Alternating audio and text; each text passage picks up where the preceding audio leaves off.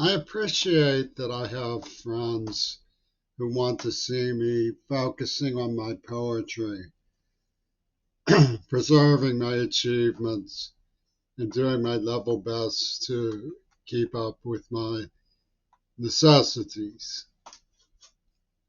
I really do appreciate that. I know that it would be best for me if I just went through my sincerest works of art and put them together in the best possible collection that I can and just live with the other things that have happened and that are going on. I know that. However, I don't socialize very much, and I find myself wanting to be engaged based on my experience. I'd have no idea whether anybody values my editorializing. I saw some friends, new friends, in the Gaza support movement today, and it was very rewarding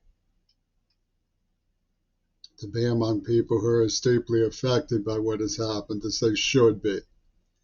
I won't say as I am, I'll say as they should be. Made me value their judgment on the most basic level. When it comes to Israelis and Jews, it's no longer possible to talk about them any other way than behind their backs. Doesn't matter if they're present. We still have to confide about them. I grew up in a Holocaust survivor community. For the most part, I felt that people were too casual about the hard experiences of the Holocaust. That the people who were concerned needed to be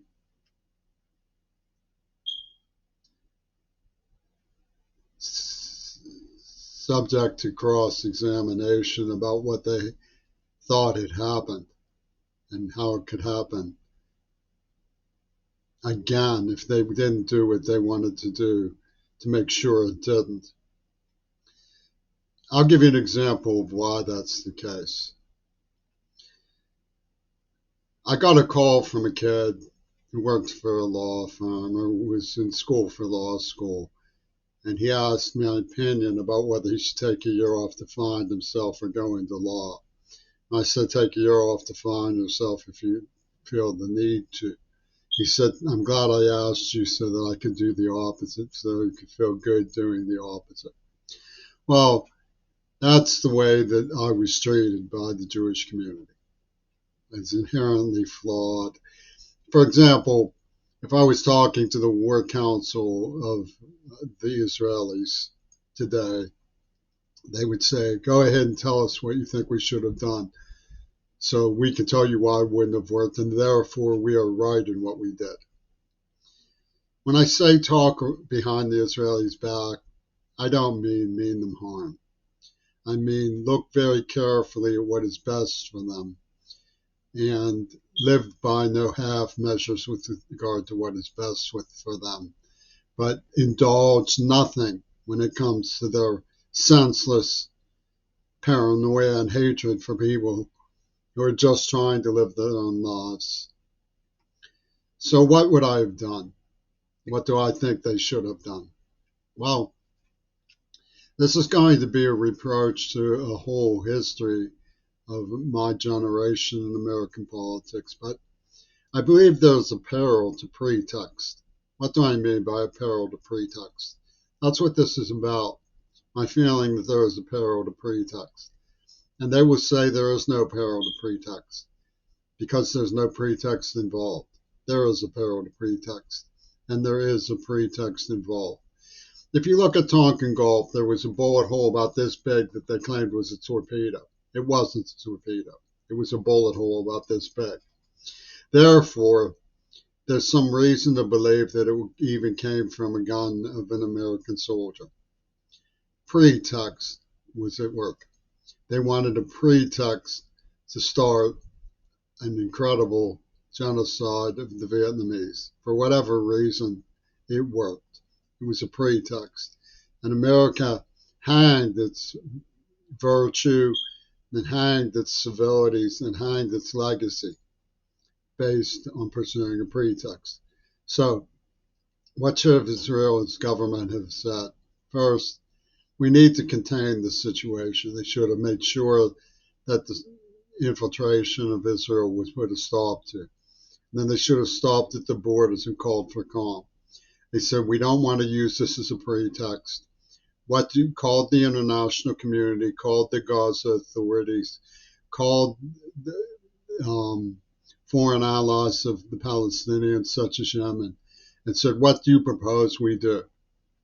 And listen carefully to what they proposed and choose from the best of the options. Instead, they thought, we have a pretext. We can go in and cut loose and unleash horrors.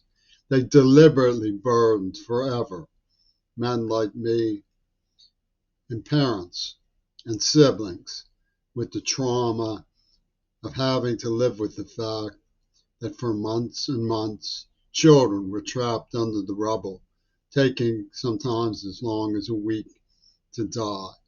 And they did that deliberately. They became so unhinged, they saddled us with nightmares.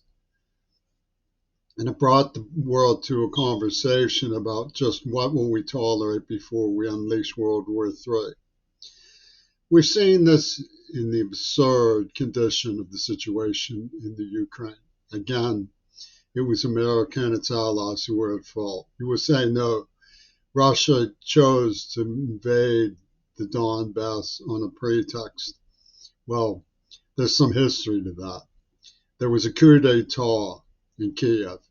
An elected pro-Russian leader was ousted with the help and cunning of allies of Clinton and Biden in Washington. And America never admitted that that was true.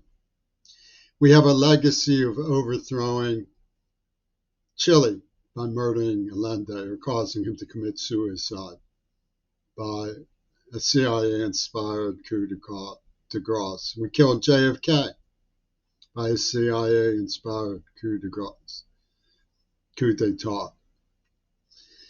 These things are part of our legacy, and they don't mean well by our authority, our conversation with those we live among, and our judgment. There's a peril to pretext.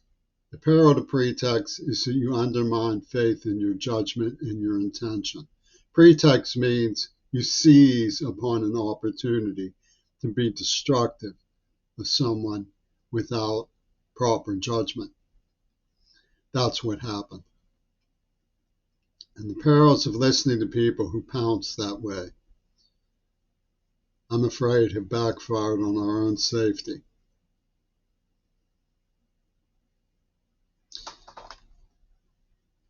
And you'll take that for bad advice and do the opposite. And expect me to just understand that. When all I mean is for your own safety as well. People will say if you don't have the power to use force to enforce safety, you will have no safety.